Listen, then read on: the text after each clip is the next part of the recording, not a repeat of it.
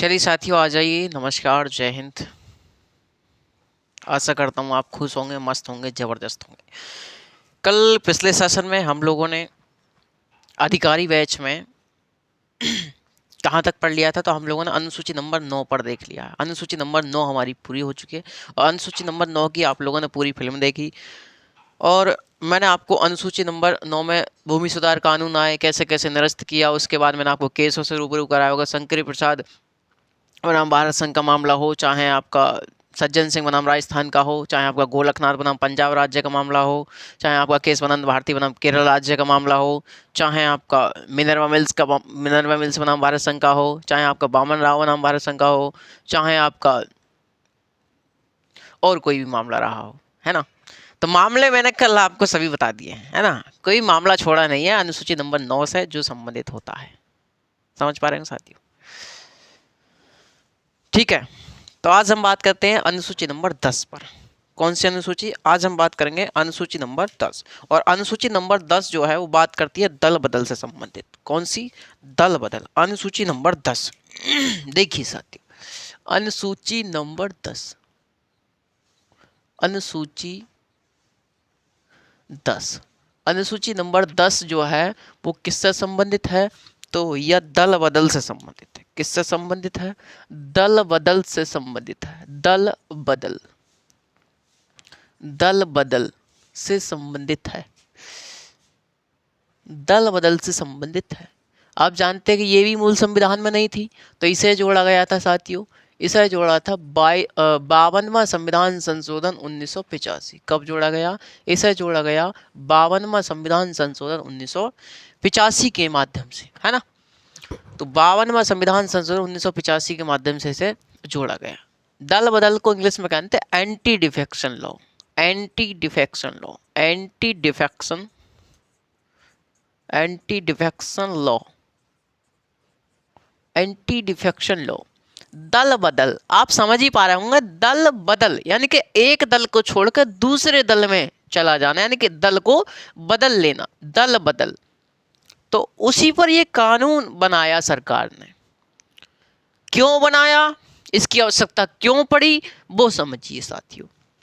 ये जो दल बदल है इसकी आवश्यकता हमें क्यों पड़ी?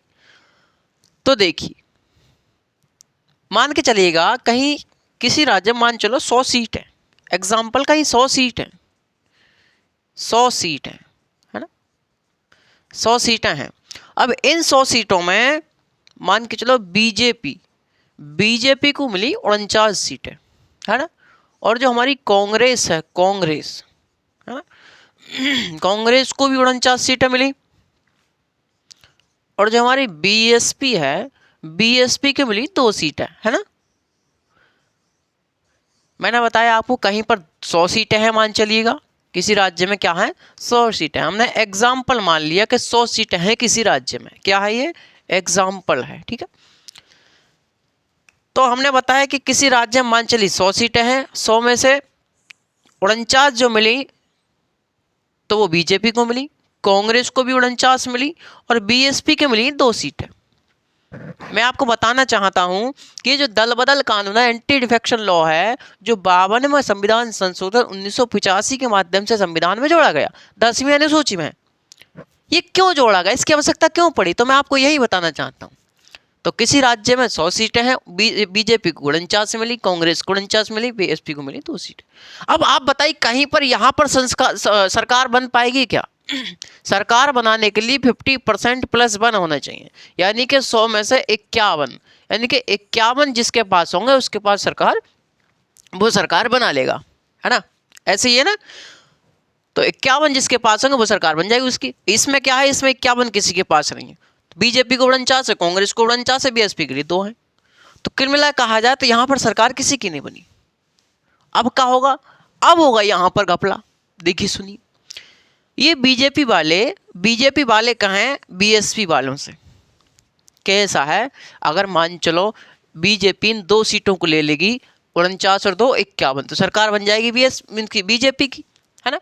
तो बीजेपी ने लालच दिया बीएसपी वालों को, इनसे कहा कि आप 2 सीटें हैं, कहाँ साहब ऐसा कीजिए, मैं आपको 1-1 करोड़ रुपया दूंगा, 1-1 करोड़ रुपया दूंगा, हमारी पार्टी में आ जाइए, हमारी पार्टी में आ जाइए। तो इनके कहा भैया ये झोला उठा के यहाँ को चल दिए, बीएसपी वाले यहाँ से झोला उठा के यहाँ को चल दिए, चल दिए कितने करोड़ में, 1-1 करोड़ रुपए देंगे, बीजेपी में शामिल होगा, बीजेपी की बन गई सरकार, बीजेपी की बन गई सरकार।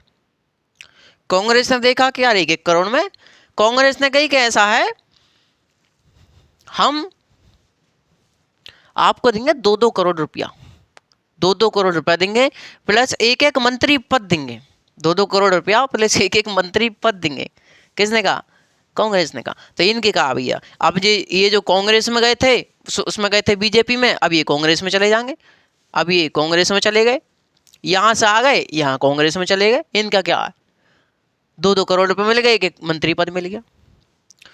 फिर बीजेपी वाले को गुस्सा है, बीजेपी ने कहा कि ऐसा है 5-5 करोड़ रुपए देंगे प्लस मंत्री पद देंगे, बड़ा मंत्री पद देंगे, 5-5 करोड़ रुपए देंगे। तो फिर इन्होंने उठाया झोला, फिर यहाँ पहुंच गए, फिर बीजेपी के पास पहुंच गए, फिर वहां की सरकार बन गई। तो यही जो प्रवृत्ति थी आया राम गया राम की जो प्रवृत्ति थी, इसे कहते हैं एनसीईआरटी में आया राम गया राम, आया राम गया राम, आया राम गया राम की प्रवृत्ति से कहा जाता है एनसीईआरटी में। तो पहले वहां गए, फिर वहां से आ गए, फिर वहां गए, फिर यहां से आए गए। तो ये जो प्रवृत्ति थी, यही प्रवृत्ति लगभग 1980 के समय, 1980 के दशक में ज्यादा बढ़ती जाती थी, है ना। ये प्रवृत्ति 1980 के आसपास बहुत ज्यादा बढ़ गई थी, इसीलिए हमें एंटी डिफेक्शन लॉ लाना पड़ा, दल बदल कानून लाना पड़ा। इसके माध्यम से क्या किया जाता है अभी मैं आपको बताऊंगा, आप लोग ये समझिएगा। पहले एक बात बताइए मेरे साथियों कि जब आप आया राम गया राम की प्रवृत्ति ज्यादा होगी तो ये जो सरकारें हैं इन पर अस्थिरता का खतरा जो है ज्यादा मंडराता रहेगा, और ये जो सरकारें अपनी दीर्घकालिक नीति को लागू करने से बचेंगी, दीर्घकालिक नीति नहीं लागू करेंगी, ये अस्थिरता का खतरा मंडराता रहेगा सरकार पर। स्थिर सरकार थोड़ी ना रहेगी, कभी किसी की बन गई, कभी किसी की बन गई, है ना। तो कहीं ना कहीं विकास में बहुत ज़्यादा बड़ी बाधा बन सकती है, ये प्रवृत्ति विकास में बहुत बड़ी बाधा बन सकती है। इसीलिए संविधान में 52वां संविधान संशोधन किया गया 1985 में, और क्या जोड़ दिया गया? एंटी डिफेक्शन लॉ या फिर दल बदल कानून को जोड़ा गया। इसके माध्यम से क्या किया गया? इन्होंने कहा कि भैया यदि आपको किसी पार्टी को छोड़कर जाना है, किसी पार्टी को छोड़कर, मतलब जैसे मान चलिएगा ए पार्टी है, ए क्या है? ये ए पार्टी है, ये ए पार्टी है, और ये क्या हमारी बी पार्टी है, ये क्या है? बी पार्टी है। यदि आपको ए पार्टी से बी पार्टी में जाना है तो कितने सदस्य जाइए? आप 1/3 सदस्य जाइए। मान चलिए हैं 100 सदस्य हैं किसके पास? ए पार्टी के पास। तो आप कितने जाएंगे? आप 33 जाएंगे। क्या जाएंगे आप? 33 जाएंगे, 33 जाएंगे। 33 से अगर आप 32 भी गए, यदि आप 33 में 32 भी चले गए, 33 जाएंगे तो कोई दिक्कत ना है। इन्होंने कहा कि आप 1/3 सदस्य जाइए। यदि एक पार्टी को छोड़कर बी पार्टी में जाना चाहते हैं तो आप 1/3 जाइए, यानी कि 100 में से मान चलो 33 जाएंगे। 100 सीटें हैं ए पार्टी के पास, तो कितने जाएंगे? 33 सदस्य जाएंगे। 33 सदस्य बी पार्टी में चले गए तो ये तो माना जाएगा भैया विलय। क्या माना जाएगा? ये माना जाएगा विलय या फिर मर्जर। क्या माना जाएगा? मर्जर, विलय या फिर मर्जर। इससे विलय या फिर मर्जर माना जाएगा, मर्जर,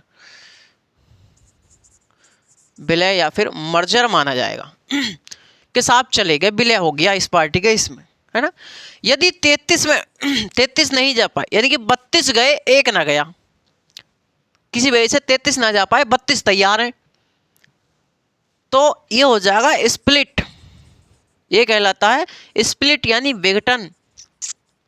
स्प्लिट यानी विघटन, यानी कि ये जो 32 सदस्य जाने वाले थे, ये 32 सदस्य अब सदस्यता इनकी क्या हो जाएगी? इनकी सदस्यता निरस्त हो जाएगी साथियों, इनकी सदस्यता निरस्त हो जाएगी। मैंने आपको बताया कि ये जो आयाराम गयाराम की जो पद्धति थी, प्रवृत्ति थी, ये बहुत ही ज़्यादा अधिक मात्रा में बढ़ रही थी 1980 के समय, ठीक है ना, 1980-85 के समय, ठीक है। उसके बाद इस प्रवृत्ति को रोकने के लिए, आयाराम गयाराम की प्रवृत्ति को रोकने के लिए क्या करा, अनुसूची नंबर 10 जोड़ी संविधान में 52वां संविधान संशोधन 1985 के माध्यम से, और इसमें जोड़ा दल बदल यानी कि एंटी डिफेक्शन लॉ। इसके माध्यम से कहा कि यदि आपको किसी पार्टी को छोड़ करके दूसरी पार्टी में जाना है, उसी उदाहरण को मैंने आपको लिया कि यदि मान चलो किसी ए पार्टी के पास 100 सीटें हैं, तो 100 में से कितने जाने चाहिए, 1/3 यानी कि 33 सदस्य बी पार्टी में जाने चाहिए। यदि 33 चले गए तो माना जाएगा विलय यानी कि मर्जर, है ना। यदि 33 नहीं जा पाए, 32 तैयार है, 32 जाना चाहते हैं, 33 नहीं जाना चाहते, तो ये जो 32 हैं, इन 32 की सदस्यता रद्द हो जाएगी, यानी कि ये स्प्लिट या विघटन हो जाएगा इस पार्टी का, है ना। सदस्यता इनकी रद्द हो जाएगी 32 सदस्यों की। समझ पा रहे हो साथियों। लेकिन क्या हुआ कि हमारे यहाँ के इतने ढीठ हैं ये लोग, हमारे यहाँ के इतने ढीठ हैं कि इन्होंने क्या करा, इन्होंने इस कानून का इनके ऊपर असर नहीं पड़ा। अब ये 1/3 के 3 बिकन लगे, है ना। ये 33 के 33 मतलब 1/3 के 1/3 जान लगे दूसरी पार्टी में। आपने सुना होगा ना, आपने सुना होगा कि भाई उस होटल में क्या, उस होटल में आज इतने मंत्री आ रहे हैं, उस होटल में आज इतने मंत्री आ रहे हैं, मीटिंग हो रही है। ये मीटिंग कुछ नहीं होती, क्या होता है, ये बिकते हैं। ये क्या होते हैं, ये बिकते हैं। ये यही होता है, 1/3 जाते हैं। तो कहीं ना कहीं मैं आपको बताना चाह रहा हूं कि ये जो कानून आप सरकार लेकर के आई थी 1985 में, इसका गहराई से प्रभाव नहीं पड़ा इन सदस्यों पर, विधायकों पर, सांसदों पर अच्छे मतलब गहराई से प्रभाव नहीं पड़ा, प्रभावित नहीं हुए वो इससे। ये जो मात्रा थी, ये जो आयाराम गयाराम की प्रवृत्ति थी, ये अभी भी चलती जा रही थी, ये अभी भी चलती जा रही थी। लेकिन साथियों इसी कानून में फिर संशोधन किया गया, 91वें संविधान संशोधन, 91वें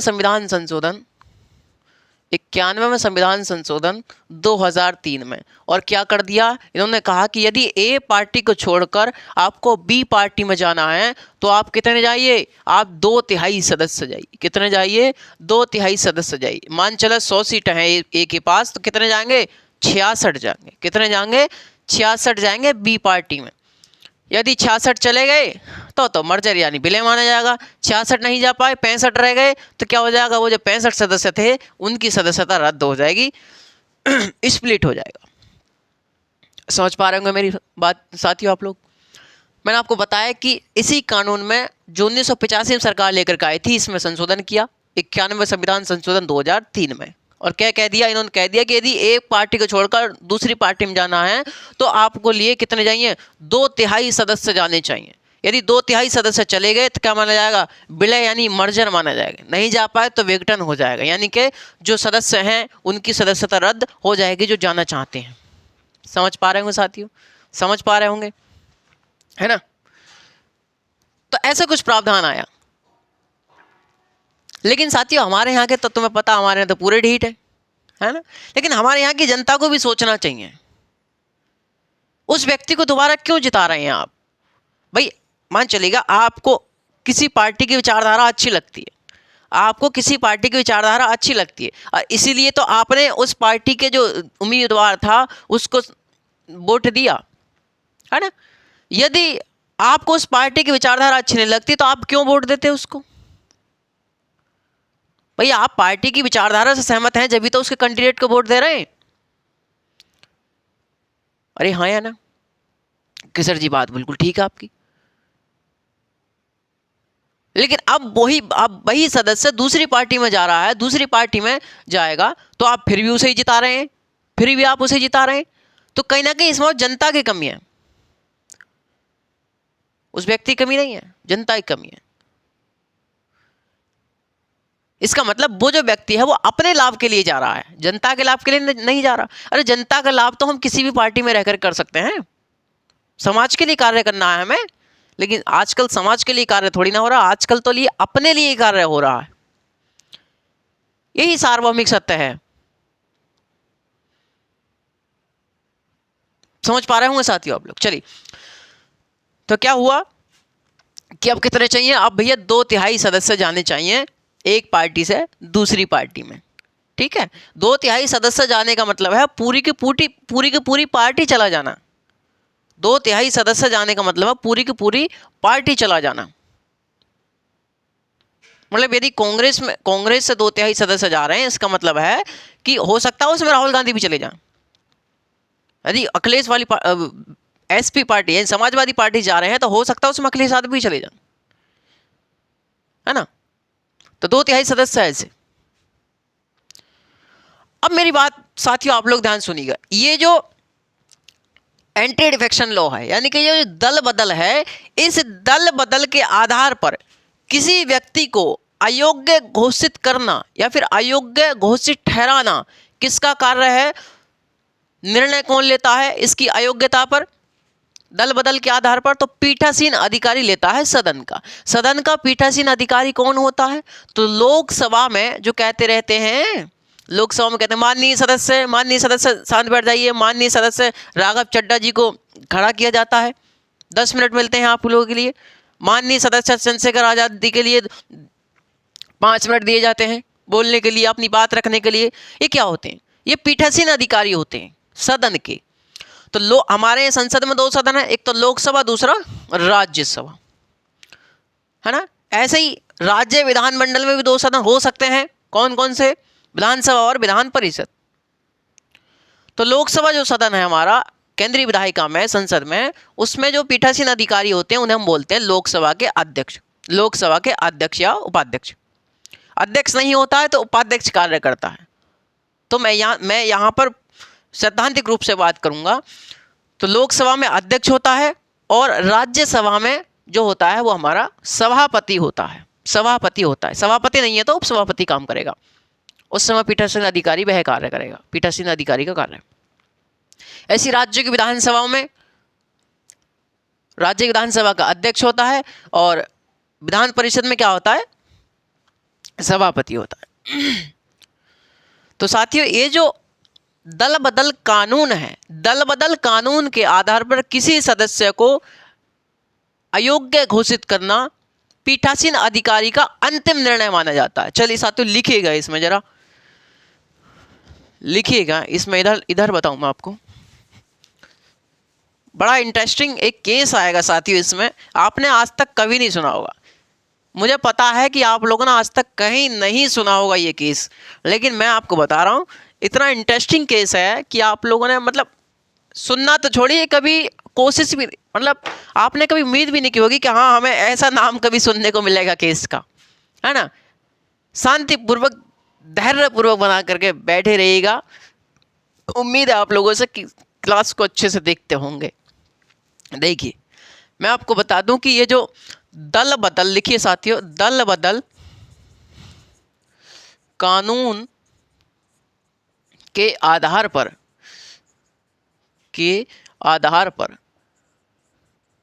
किसी सदस्य को अयोग्य घोषित करना सदन के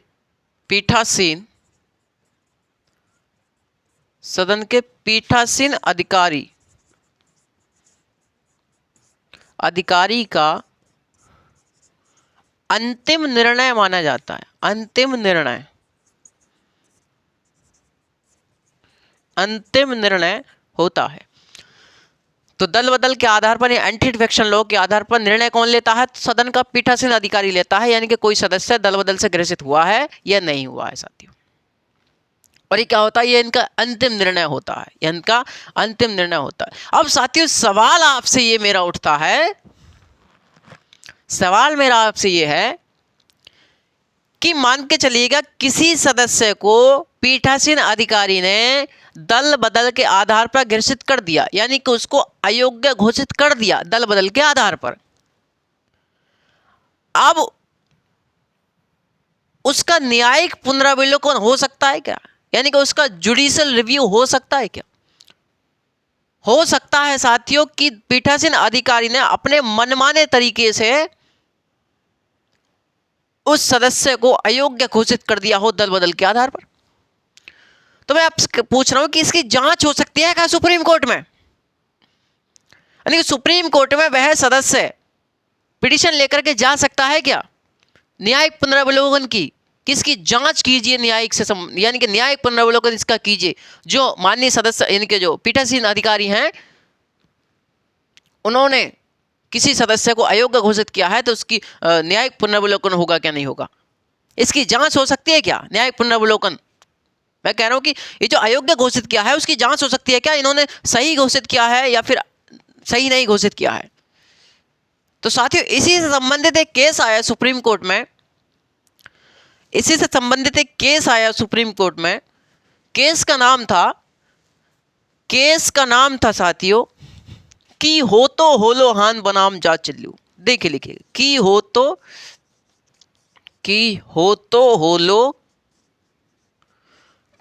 तो होलो हान बनाम जा चिल्लू जा चिल्लू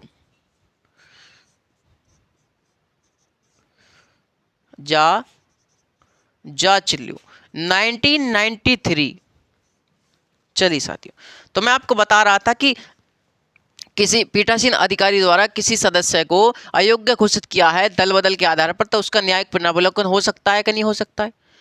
तो यही केस आया, एक केस आया सुप्रीम कोर्ट में कि हो तो होलो हान बनाम जा चिल्लू। साथियों आप लोगों ने कभी केस का नाम सुना है? ऐसा नहीं सुना होगा। मैं आपको बता रहा हूं कि केस था कि हो तो होलो हान बनाम जा चिल्लू। तो इस केस में क्या हुआ, सुप्रीम कोर्ट का निर्णय आया सुप्रीम कोर्ट का निर्णय आया कि हां दल बदल के आधार पर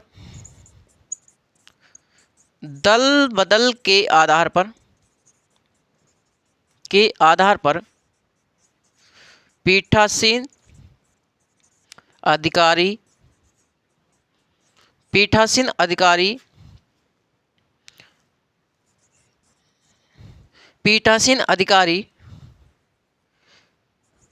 के निर्णय दल बदल के आधार पर पीठासीन अधिकारी द्वारा दिए गए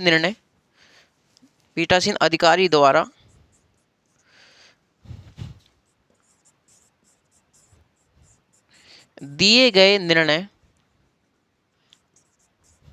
दिए गए निर्णय का न्यायिक पुनरावलोकन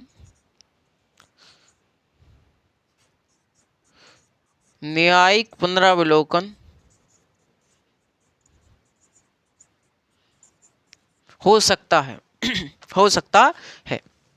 तो साथियों मैं आपको बता रहा था कि यदि मैं आपको बताना चाहता हूं ये जो पीठासीन अधिकारी हैं, यदि पीठासीन अधिकारी ने दल बदल के आधार पर किसी सदस्य को अयोग्य घोषित कर दिया है तो उसका न्यायिक पुनरावलोकन होगा या नहीं होगा? मैंने आपसे कहा कि सुप्रीम कोर्ट में एक केस गया, कौन सा, कि हो तो होलो हान बनाम जा चिल्लू 1993।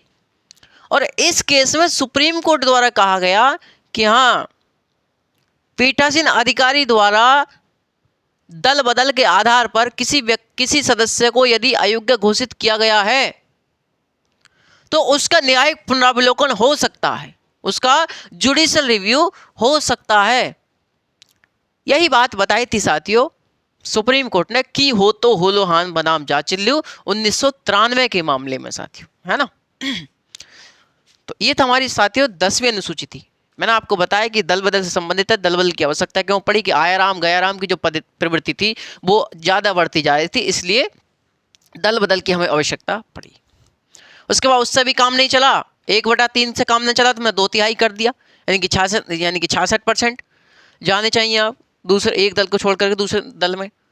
चलिए अगली देखते हैं 11वीं अनुसूची। 11वीं अनुसूची, आज अनुसूची का मैं साथियों चैप्टर खत्म कर दूं आपका। 11वीं अनुसूची,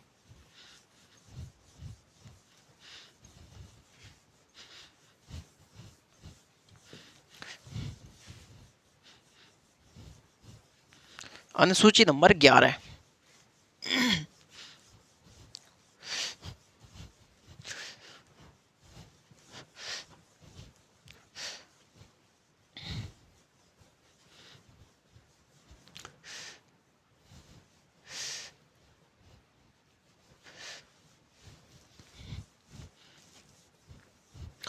चलिए साथियों,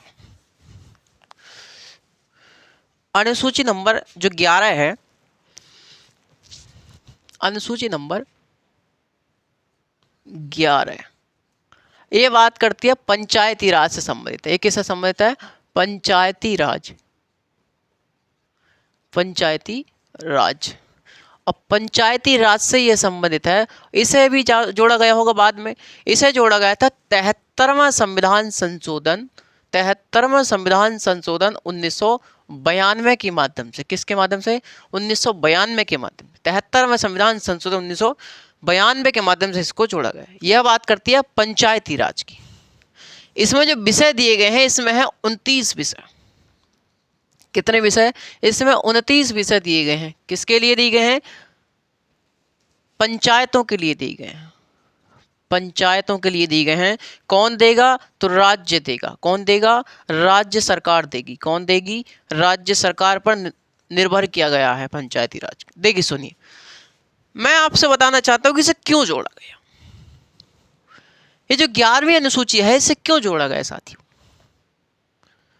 क्यों का जवाब तो हम ही दे सकते हैं। चलिए, हम किस लिए हैं? देखिए साथियों, आप जानते कि 1992 से पहले हमारे यहाँ द्विस्तरीय सरकार थी। द्विस्तरीय सरकार हुआ करती थी। द्विस्तरीय सरकार हुआ करती थी। कब? 1992 से पहले। एक थी हमारी केंद्र सरकार, एक थी हमारी केंद्र सरकार, दूसरी थी हमारी राज्य सरकार। दूसरी थी हमारी राज्य सरकार। एक थी केंद्र सरकार, दूसरी थी हमारी राज्य सरकार। तो 1992 से पहले हमारे द्विस्तरीय सरकार हुआ करती थी। अब एक बात बताइए साथी, ये जो केंद्र सरकार और राज्य सरकार है, आम जनता की, जो आम जन है, आम जनता है, उसकी पहुंच यहां तक है क्या? उसकी बातें यहां तक पहुंच पाएंगी क्या? आपको नहीं गुरुजी, ऐसा तो असंभव है। अरे यहाँ कौन होते हैं? यहाँ होते हैं एमएलए साहब। कौन होते हैं? यहाँ एमएलए यानी विधायक होते हैं। यहाँ क्या होते हैं? आप किसको चुन करके भेजते हैं? आप एमएलए या विधायक को चुन करके भेजते हैं। और केंद्र सरकार में आप किसको चुन करके भेजते हैं? आप एमपी को चुन करके भेजते हैं, यानी कि सांसद। कौन? सांसद, member of parliament, is a member of legislative assembly, है ना। तो मैं आपको बता रहा हूं कि द्विस्तरीय सरकारें हुआ करती 1992 से पहले। केंद्र सरकार, दूसरी राज्य सरकार। केंद्र सरकार में आप किसको चुन करके भेजते हैं? अपने स्थानीय,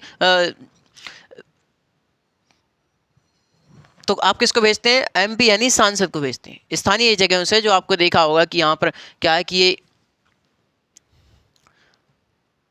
सांसद साहब जा रहे हैं, हम सांसदों को चुनते हैं, है ना। हम सांसदों को चुनते हैं केंद्र सरकार में, और राज्य सरकार में हम किसको चुनते हैं? तो एमएलए साहब को चुन करके भेजते हैं, यानी कि विधायक को चुन करके भेजते हैं। मैं आपसे बात कर रहा हूं साथियों, क्या इन तक हमारी पहुंच है? क्या आम जनता इनसे बात कर सकती है? ये जो विधायक साहब होते हैं, ये बताइए कितनी बार आपके क्षेत्र में घूमते नजर आए होंगे? विधायक बनने के बाद आपके क्षेत्र में आपसे कितनी बार आपके गांव में मीटिंग करने आए हैं भैया? आपके गांव में कितनी बार मीटिंग करने आए हैं? आपकी ग्राम पंचायत में कितनी बार मीटिंग करने आए हैं? आपकी जनता से कितनी बार पूछा, आपके गांव की जनता से, कि आपकी समस्याएं क्या हैं? हम आपकी समस्याओं को सदन में उठाएंगे। कितनी बार ये आए हैं? नहीं आते। ये कब आते हैं? हाँ आते हैं, झुकते भी हैं। ये कब झुकते हैं? ये जब झुकते हैं जब चुनाव आते हैं। कब झुकते हैं? जब चुनाव आते हैं, जब चुनाव होते हैं, जब निर्वाचन होते हैं, जब ये आपके पैरों में आते हैं। ये कहते हैं कि अरे दद्दा और चच्चा सभी आपको चाचा, ताऊ, मौसा, फूफी, ताई, भाई सब बना लेते हैं चुनाव के समय। चुनाव के बाद ये आपको दर्शन देने नहीं आते। इन्हें नहीं पता कि आम जनता किस कठिनाइयों से, कितनी महंगाई से, कितनी मजबूरी से, क्या से गुजर रही है। ये नहीं पता। ये आराम से बंगलों में बैठे हैं, इन्हें कोई दिक्कत नहीं है। आम जनता क्या कर रही है, किसान भूखा मर रहा है, किसानों की फसल खराब हो रही है, इन्हें नहीं पता। तो साथियों, इनसे आपकी मुलाकात नहीं हो पाती। और ये जो होते हैं सांसद साहब, जो होते हैं सांसद साहब, इनसे तो कभी कभी हो भी जाएगी। इनसे आसपास में कभी कभी ऐसा होगा, जाते हुए आपको दिख जाएंगे, नमस्ते दुआ सलाम हो जाएगी। लेकिन भाई साहब, ये जो सांसद साहब हैं, ये तो इनसे तो मुलाकात हो ही नहीं सकती। ये तो अपने आप को यमराज का दूत समझे कर, ये तो अपने आप को यमराज के दूत समझते हैं। अरे यमराज को दूत ही तो बताते हैं किसके प्राण हरने ने, किसके ना हरने, है ना। तो समझ पा रहे होंगे साथियों आप लोग। तो ये जो सांसद होते हैं, इनसे तो मुलाकात हो ही नहीं सकती। जब मुलाकात होगी नहीं तो समस्याओं का समाधान कैसे होगा? इनके लिए हमारी समस्याएं कैसे पहुंच पाएंगी इन तक नहीं पहुंच सकती साथियों। तो कहीं ना कहीं हमें एक तीसरे स्तर की सरकार की आवश्यकता पड़ी। और तीसरे स्तर की जो सरकार हमने बनाई उसे कहा जाता है स्थानीय स्वशासन की सरकार। स्थानीय स्वशासन की सरकार, स्थानीय स्वशासन की सरकार, स्थानीय स्वशासन की सरकार हमने बनाई तीसरे स्तर की। इसे बोला जाता है 3 टियर गवर्नमेंट, यानी कि तृतीय स्तर की सरकार, तृतीय स्तर की सरकार, तृतीय स्तर की सरकार। तो तृतीय स्तर की सरकार हमने बनाई कब? स्थानीय स्वशासन। स्थानीय स्वशासन हमने करा 73वां संविधान संशोधन 1992 में। 1992 में हमने 73वां संविधान संशोधन करा और हमने स्थानीय स्वशासन की सरकार बनाई। इसमें हमने क्या करा, ग्रामीण क्षेत्रों के लिए, जो ग्रामीण क्षेत्र हैं उनके लिए दी गई ग्राम पंचायतें। क्या दी गई? उनके लिए ग्राम पंचायतें दी गई। क्या दी गई? ग्राम पंचायतें दी गई। और जो शहरी क्षेत्र हैं, जो शहरी क्षेत्र हैं, शहरी इलाके हैं, उनके लिए दी गई कौन सी? उनके लिए दी गई नगर पालिका। कौन सी दी गई? उनके लिए दी गई साथियों नगर पालिका, उनके लिए दी गई। और ये जो ग्राम पंचायतें दी गई, इनके लिए दी गए 29 विषय। कितने विषय दिए गए? इनके लिए दिए गए 29 विषय। यानी कि और ये 29 विषय कौन देगा? तो इन्हें देगी राज्य सरकार। कौन देगी? इन्हें देगी राज्य सरकार। कौन देगी? राज्य सरकार। इसका मतलब है कि स्थानीय स्वशासन की जो सरकार है उसकी जिम्मेदारी पूरी तरीके से राज्य सरकार के लिए सौंपी गई है। यानी राज्य सरकार अपने जो राज्य सूची के विषय हैं उनमें से ग्राम पंचायतों के लिए 29 विषय निकाल करके दे सकती है स्वेच्छा से, है ना, दे सकती है। और ऐसे ही शहरी क्षेत्रों के लिए नगर पालिकाएं बनाई। और नगर पालिकाओं के लिए कितने विषय दिए गए? इनके लिए दिए गए 18 विषय। कितने विषय? इनके लिए दिए गए साथियों 18 विषय, है ना।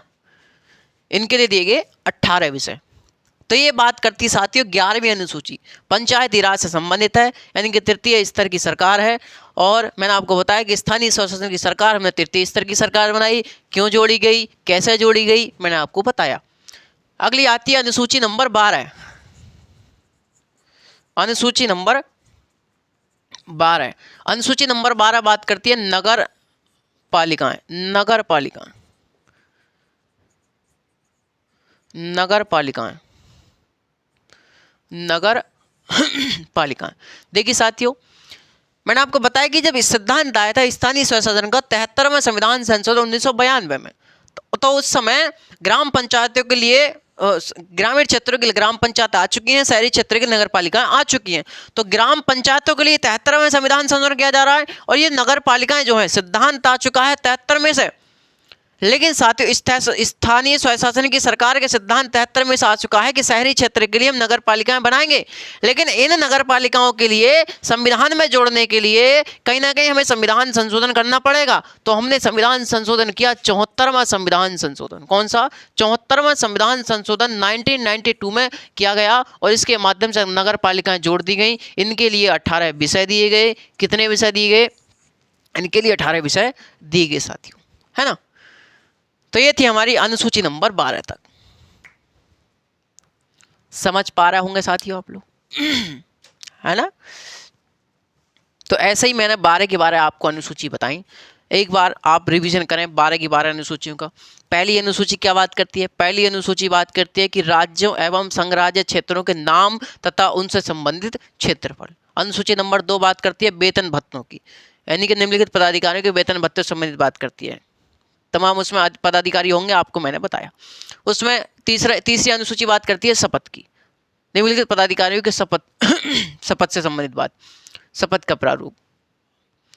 और चौथी अनुसूची बात करते हैं कि राज्य तथा संघ राज्य क्षेत्रों के लिए राज्यसभा में सीटों का आवंटन, ये बंटवारा, सीटों का बंटवारा राज्यसभा की सीटों का राज्यों संघ राज्य क्षेत्रों के लिए। पांचवी अनुसूची बात करती है अनुसूचित क्षेत्रों तथा अनुसूचित जनजातीय क्षेत्रों के प्रशासन और नियंत्रण से संबंधित प्रावधान। अनुसूची 6 बात करती है असम, मेघालय, मिजोरम और त्रिपुरा के जनजातीय क्षेत्रों के नियंत्रण एवं प्रशासन एवं नियंत्रण से संबंधित प्रावधान। अनुसूची नंबर 7, 7वीं अनुसूची में आपको 3 सूचियां बताई गई हैं, संघ सूची, राज्य सूची और समवर्ती सूची, यानी कि शक्तियों का बंटवारा 7वीं अनुसूची में। 8वीं अनुसूची भाषाओं से संबंधित है ना, 8वीं अनुसूची भाषाओं से संबंधित। इसमें कितनी भाषाएं वर्तमान में 22 भाषाएं, लेकिन मूल संविधान में कितनी थी, तो 14 भाषाएं थी। इसका मतलब बाद में जोड़ी गई कुछ भाषाएं, 8 भाषाएं। पहली बार जोड़ेगी सिंधी भाषा, उसके बाद नेपाली, मणिपुरी, कोंकणी, उसके बाद संथाली, मैथिली, बोडो और डोगरी। उसके बाद 9वीं अनुसूची बात करते हैं भूमि सुधार से संबंधित है, पूरी फिल्म मैंने आपको दिखाई। उसके बाद 10वीं अनुसूची दल बदल से संबंधित है। 52वां संविधान संशोधन 1985 के माध्यम से जोड़ी। उसके बाद 11वीं अनुसूची पंचायती राज से संबंधित है। कब जोड़ी साथियों, तो इसे जोड़ा गया 73वां संविधान संशोधन 1992 के माध्यम से। 12वीं अनुसूची नगर पालिकाओं से संबंधित बात करती है, कब जोड़ा गया 74वां संविधान संशोधन 1992 के माध्यम से। तो साथियों ये हमारी अनुसूचियों का चैप्टर जो है वो हमारा पूरा होता है ना। तो बने रहिए, मस्त रहिए, खुश रहिए, जिंदाबाद रहिए। FM गोल्ड परिवार आपके सदैव साथ है। नमस्कार, जय हिंद।